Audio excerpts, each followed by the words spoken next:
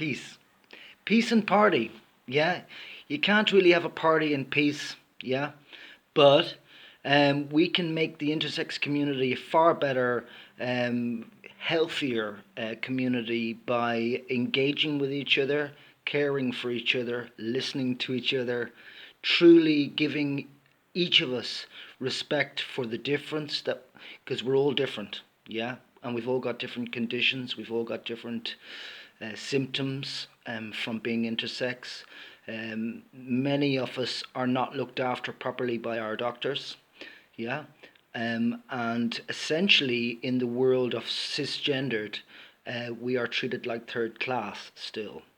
Now, some of us are very lucky that we haven't been too much altered by the medical community body wise, but psychologically, we're all affected, I think, most of the time in our lives, most of us. And it's important to establish properly a good, healthy community and make sure that everyone is looked after. Yeah, that certainly was my intention when I first started on the internet in about 2001. Yeah, so that's 18 years online basically as an intersex activist. And before that, I was in the streets of Ireland first, and then I was in the streets of Europe, and also I have also gone to Australia and other places and brought intersex awareness daily and to pretty much everybody I've met. And when I say intersex awareness, it hasn't been just talking about my own intersex condition. I've been talking about intersex as a whole. Now, as you see, the flag, right, is like a hole, yeah. Or you could see it as being like a circle, the circle of life. And an all-inclusive circle, is what it should be. Unfortunately, it's not. So I'm sorry to be the messenger of bad news, but the intersex community, unfortunately, is a shambles, and has been for at least 8 years. Before 8 years ago, there was many more intersex people that were truly heartfelt, caring, and vulnerable as well. And it's important really to acknowledge the amount of suffering that's in the intersex community, and it's not only from being in a cisgendered society, and it's not only from the doctor's misdiagnosis of many people's conditions. It's not only just from the maltreatment from doctors in the medical communities, actually from a hell of a lot of people in the intersex community itself, which is the shambles. It's a disaster. And I, for one, and there are many people who do support me still and will support me in the future, because the facts are the facts. Yeah. What's going around at the moment is there's a whole bunch of people slandering me for the last few months, actually. And actually, they're concentrating far too much on me. I mean, if I was such a problem, then I can understand them trying to take me down. But I'm not a problem. I'm only a problem for the elitists, because I address them, and I address their cockiness, and their rudeness, and their non-integrational style of activism. Yeah. There's a hell of a lot of sexism still in the intersex community. It's absolutely unacceptable. Yeah.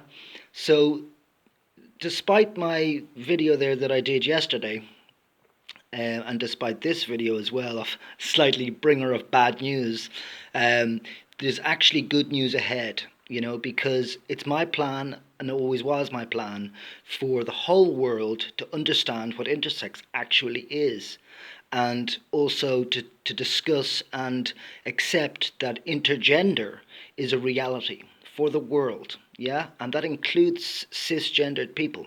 Yeah, because essentially the binary mindset of humanity is based. There's no other word for it. It's bullshit. Yeah, and people are very slow um, with being able to accept those sorts of realities. Yeah, and I have a huge amount of sensitivity for the majority, if not even all, of the intersex people.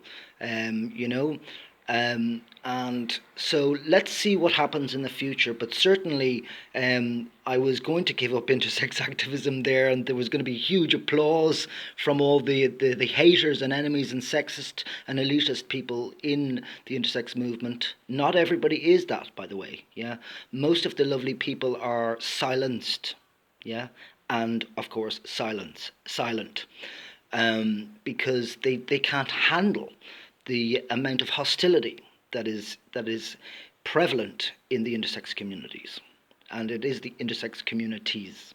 Sadly, we still don't have an intersex community, and I would urge all people that are against being associated with the LGBTQIA community and the acronym. I would urge them all to just calm down, yeah, and really relax, because intersex, when it is explained properly, yeah, not the way these intersex activists are doing it, because they only concentrate on stopping IgM, but when it's explained properly, then we're going to end homophobia, for instance, because intersex people get, they get the brunt of homophobia, even though many intersex people are not technically homosexual, you know. So anyway, I'll just leave it short enough now for the moment. You can actually trust in me, but many of you don't, and that's fine. Time will tell. Okay, look in the cameras, give you the eyes in the camera. And I look forward to better connections in the future between all of you people, yeah, and also with me at some point when you're able to calm yourselves down and take the facts. Yeah, that would be great.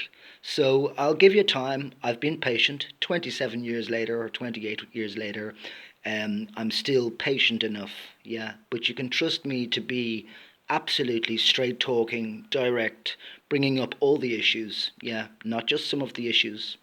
And my agenda is to make sure that everybody is looked after. Yeah, medically, and also socially. Yeah, emotionally, psychologically. And I'm always all ears and all heart for everybody, including the enemies. So enjoy yourselves, people, till I talk to you again. Ciao.